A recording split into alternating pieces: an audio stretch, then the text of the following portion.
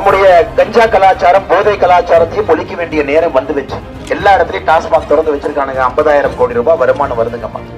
அதனாலதான் நாம சொல்றோம், டாஸ்மார்க்கு மூடிட்டு கள்ளுக்கடையை திறந்து விட்டுலாம், விவசாய பெருமக்களுக்கு வருமானம் வரும்.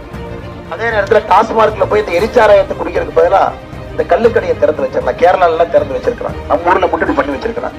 இது எல்லாத்திற்கும் கூட ஒரு நிரந்தர தீர்வு 2024 தாமரை சின்னம் வெற்றி பெற வேண்டும், பாரதிய ஜனதா கட்சி வெற்றி பெற வேண்டும், தேசிய ஜனநாயக கூட்டணி வெற்றி பெற வேண்டும், பாரத பிரதமர் நரேந்திர மோடி அவர்கள் 400 எம்பிக்களோடு ஆட்சியில் அமர வேண்டும்.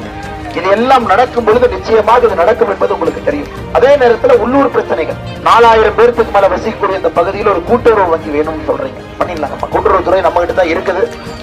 நம்முடைய அமித்ஷா அவர்கள் தான் கூட்டுறவுத்துறை அமைச்சரா இருக்கிறாங்க. இது உறுதியாக ஜூன் 4ஆம் தேதிக்கு பிறகு இதை செய்து கொடுத்து விடுகின்றோம். கால்நடை மருத்துவமனை அமைத்து தரப்படும் அப்படின்னு நீங்க கேட்கறீங்க, கொடுக்கணும் அப்படின்னு.